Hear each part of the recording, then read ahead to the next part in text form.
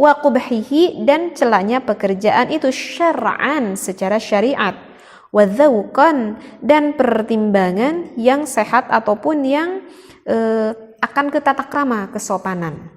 Itu referensi kitab yang kedua. Sekarang untuk referensi yang ketiga saya ambil di dalam kitab Fathul Mu'in. Bagi santri udah populer sekali kitab ini ya, karangan Syekh Zainuddin Al-Malibari. Bisa dilihat pada juz ketiga pada Shahifah 387. Di sana ada tatimatun, ya juzu diperbolehkan lizauji bagi suami kullu tamattu'in, mengambil kenikmatan minha dari istrinya, bima siwa halqati duburiha, kecuali dari kolowong dubur milik sang istrinya, dari bundaran milik sang istri bagian belakangnya itu ya. Walau bimasyi bidhriha. Nah, boleh di sini dikatakan suami untuk walaupun mencium bidhrun milik sang istrinya. Nah, oke. 3 dulu kitab yang akan saya bahas. Sekarang ingin yang saya bahas bagaimana sih hukumnya menciumi milik sang suami ataupun milik sang istrinya. Nah, jadi bagi para pendengar yang berbeda jangan berantem ya. Nah, jadi itu ada 2 pendapat ulama. Dan di dalam perbedaan pendapat ulama kita itu nggak perlu bingung ya. Yang penting di dalam fikih kita itu ikutnya dulu ke mazhab Syafi'i, gitu ya. Kalau saya pribadi mengikuti mazhab Imam Syafi'i, sehingga saya mengkaji ya sesuai dengan mazhab Imam Syafi'i. Andai pun saya mengkaji akan mazhab-mazhab yang lain, itu hanya bertujuan sebagai wawasan ilmu saja. Jadi sekarang yang ingin saya terangkan ini sudah jelas, yang bermazhab Imam Syafi'i. Dan di dalam satu mazhab pun itu terkadang ada masih perbedaan pendapat ulama. Nah, perbedaan pendapat ulama tersebut itu menjadikan suatu hikmah yang luar biasa. Kenapa? Karena tidak semua orang itu sama. Enggak semua orang itu sama. Ya. Sehingga ada manfaatnya di dalam perbedaan pendapat tersebut. Nah, di dalam hukum menciumi milik suami ataupun milik istri itu ada 2 pandangan. Di dalam referensi yang pertama saya bacakan menurut Syekh Wahbatu Zuhaili, bahwa melakukan hal tersebut, menghisap itu, menurut Syekh Zuhaili itu hukumnya adalah haram. Loh teh, di dalam pembahasan kemarin tadi itu bilangnya bukan haram, itu hukumnya boleh. Ya karena di dalam pembahasan sebelumnya saya itu membahas hanya baru satu referensi aja. Nah, di dalam kitab yang lain menurut Syekh Zuhaili itu hukumnya haram. Mengapa alasannya Syekh Zuhaili menghukumi haram? Dikarenakan Syekh Zuhaili berpandangan bahwa melakukan hal tersebut itu termasuk hal yang menjijikan. Jadi itu alasan referensinya. Alasan referensinya udah itu satu. Karena hal itu menurut Syekh Zuhaili merupakan hal yang menjijikkan. Dikarenakan hal tersebut dipandang menurut Syekh Zuhaili adalah hal yang menjijikkan, sehingga tidak sesuai dengan adab tata krama, sehingga mengatakan bahwa hal itu bukanlah suatu hal yang utama. Artinya enggak diutamakan melakukan hal tersebut. Begitu ya? Jadi paham ya? Jadi sekali lagi menurut Syekh Zuhaili mengatakan haram, alasannya karena hal tersebut menjijikkan. Nah, itu yang menjadikan referensinya. Nah, kemudian ada sebagian bapak-bapak mungkin yang berpikir, kalau menurut Syekh Zuhaili hal itu adalah menjijikkan. Tapi kalau menurut saya pribadi hal itu enggak menjijikkan. Misalkan ya, mungkin aja banyak banget yang berpikir bahwa kalau menurut saya mah enggak menjijikkan, saya melakukan hal itu terhadap istri saya. Dan seorang perempuan pun berpikir tidak sedikit pula yang melakukan hal itu kepada suaminya bahwa hal itu adalah menjijikkan menurut istrinya.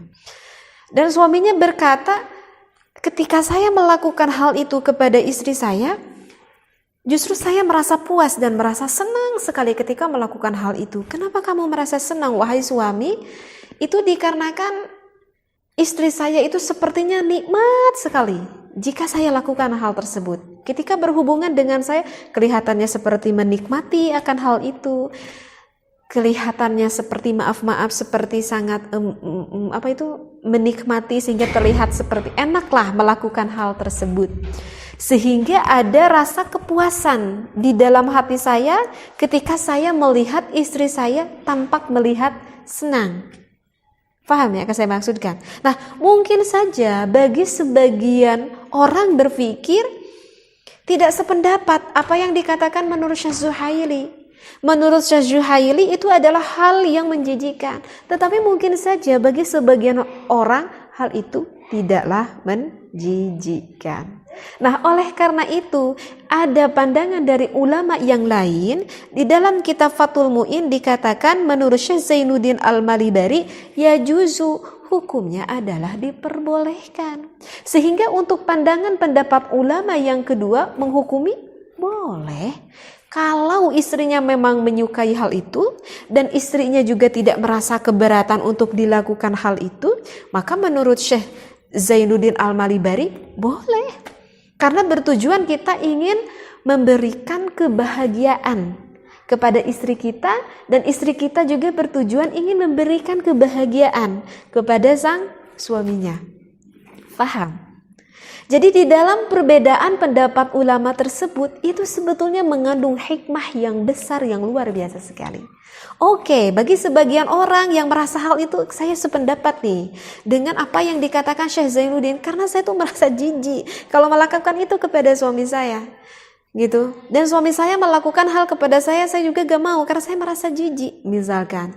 Nah, berarti apa yang difikirkan oleh keluarga tersebut, oleh suami istri tersebut sepandangan dengan apa yang dikatakan Syekh berpandangan dengan Syekh Az-Zuhaili, sama pandangannya. Jadi kalau merasa jijik, ya udah jangan dilakukan. Faham? Tetapi bukan berarti sehingga orang yang merasa jijik melakukan hal itu jangan berarti untuk mengolok-olok terhadap orang yang senang melakukan hal itu. Jangan sampai mengolok-olok. Kenapa jangan sampai mengolok-olok? Karena memang ada referensi kitabnya. Menurut pandangan ulama, jika kamu bertujuan baik melakukan hal itu bagi suami istri, ya diperbolehkan. Disinilah kita perlunya ada kedewasaan, perlunya kebijaksanaan di dalam menyimpulkan suatu hukum. Ya. Jadi bagi yang suka, lakukan. Jika hal itu memang baik menurut suami istri, lakukan aja. Karena ini memang hukumnya juga diperbolehkan. Sehingga bagi orang yang merasa tidak suka, ya jangan lakukan. Karena memang ada pendapat ulama yang bahkan menghukumi haram. Tetapi bukan berarti harus mengolok-olok terhadap orang yang suka, kan? Nah, begitu. Sehingga kalau kita faham ilmunya sampai tuntas, begitu ya. Sehingga tidak akan ada perdebatan di dalam, maksudnya di dalam perbedaan pendapat nggak akan menjadi perdebatan bagi kita. Itulah bagi orang yang bijaksana, ya. Jadi oleh karena itu lebih bijaksanalah bersedikit untuk menyikapi, gitu ya. Saya juga kan baca gitu ya kalau di komentar itu kan. Lisan itu kan untuk mengaji Quran fungsinya, untuk selalu berzikir kepada Allah. Kenapa membolehkan? Ya, saya mah hanya membacakan apa referensi yang dikatakan oleh ulama, bukan oleh saya pribadi. Gitu. Jadi kadang saya suka senyum aja gitu ya kalau ada yang berkomentar seperti itu. Nah, itulah pentingnya kita mengetahui wawasan yang lebih jauh di dalam suatu ilmu. Paham di sini ya? Jadi sekali lagi, bagi yang suka ada referensinya, bagi yang gak suka memang ada juga referensinya. Baik, mungkin bisa dipahami. Nah, sekarang untuk hukum yang ditanyakan yang kedua, boleh gak kita itu menelan air mani milik suami ataupun milik istrinya. Nah, maka keterangannya ini ada di dalam kitab Majmu' Syarah Muhadzab pada juz ketiga pada halaman 586. Bisa dibuka kitabnya bagi yang punya kitabnya. Far'un, hal yahilu aklul mani tahir? Apakah boleh kita memakan mani yang suci? Fihi wajhani, maka itu juga sama, ada dua pandangan ulama. As-sahihul masyhur, menurut sahihnya yang masyhur, annahu la yahilu, bahwa hal itu tidak halal, tidak boleh. Kenapa? Li'annahu mustakhbathun, karena hal itu termasuk hal yang menjijikkan. Alasannya sama, karena air mani itu menjijikkan. Qala ta'ala, referensinya dari Al-Quran, wa yuharrimu alaihimul khaba'ith.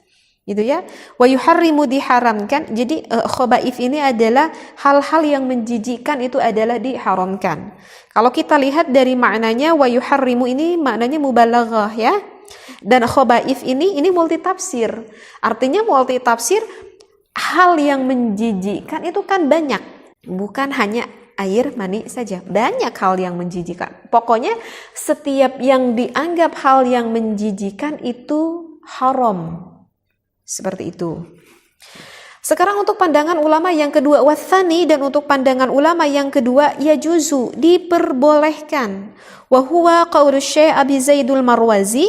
Ini menurut Syekh Abi Zaidul Marwazi. Kenapa membolehkan? Li'annahu, alasannya karena air mani itu tahirun. Menurut Imam Syafi'i hukumnya adalah suci. Sehingga menurut Syekh Abi Zaid Marwazi boleh kok kalau misalkan ketelan. Alasannya ya karena yang tertelan itu bukan hal yang najis, tetapi hal yang suci. La darara fihi. Bahkan kalau misalkan tertelan oleh kita, gak akan ada kemadharatan ataupun efek samping terhadap badan kita. Seperti itu. Jadi gak akan ada efek samping sama badan. Bahkan kalau menurut penelitian dokter itu proteinnya besar sekali. Seperti itu.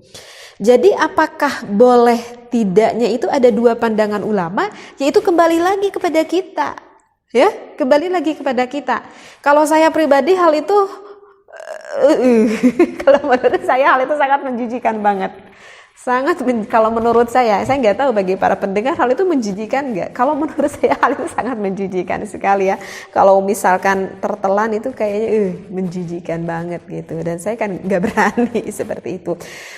Dan mungkin bagi orang-orang yang bertanya seperti ini, saya berpikir mungkin nggak sengaja. Kalau sengaja kayaknya nggak mungkin deh. Kalau sengaja kita telan kayaknya nggak mungkin. Karena menurut saya itu sangat menjijikan. Tapi mungkin saja kan, misalkan tertelan nggak sengaja, itu gimana teh kalau nggak sengaja sehingga ada yang tertelan. Nah, sehingga di sini ada dua pandangan ulama. Ulama yang satu berpandangan haram karena hal itu menjijikkan, dan satu lagi ulama berpandangan ya juzu boleh karena air mani memang hukumnya menurut mazhab Imam Syafi'i itu adalah suci seperti itu. Tetapi ini harus ingat ya, di dalam hukumnya kan ini dikatakan juga hal yahilu aklul mani tahir, yang suci. Apakah boleh kita termakan mani yang suci? Memang ada gak mani yang najis? Ya kalau memang hukumnya mani itu ya memang suci. Maksudnya najis di sini mungkin kan keluar mani itu biasanya lebih awal keluar madhi dulu sebelum keluar mani. Sedangkan kan madhi kalau menurut mazhab Imam Syafi'i itu adalah hukumnya najis, kan? Kalau madhi itu hukumnya najis. Nah, biasanya sebelum keluar mani itu keluar madhi dulu yang najis. Lalu keluarlah mani sehingga air maninya itu tercampuri dengan madhi, dengan yang najis. Nah, oleh karena itu maka harus tahu siasahnya gitu ya. Tetapi nggak saya jelasin ya, karena udah kan di pembahasan sebelumnya yang menerangkan tentang mani dan juga madhi. Nanti bisa dicek lagi, dilihat lagi video ya, bagaimana kalau ingin yang melakukan hal seperti itu. Begitu ya, paham ya? Apa yang udah saya bahas kali ini. Jadi sekarang saya bahas di dalam video ini membawa 4 referensi kitab, yaitu dari Majmu' Syarah Muhadzab karangan Imam Nawawi, Fathul Mu'in karangan Syekh Zainuddin Al-Maribari, kemudian Al-Fiqhul Islami dan juga Fatawi karangan siapa ini? Karangan Syekh Wahab Az-Zuhaili. Mudah-mudahan apa yang saya sampaikan menjadikan ilmu yang manfaat dan sedikit ada pencerahan bagi orang-orang yang bertanya sehingga faham ilmunya, sehingga tidak ada keham-haman ataupun kemang-mangan ketika kita mau melakukan suatu ibadah ya, karena udah jelas referensi dari kitabnya. Seperti biasa, cek ngiji bersama Teteh dan juga Pontren Widya. Wallahu a'lam. Wassalamualaikum warahmatullahi wabarakatuh.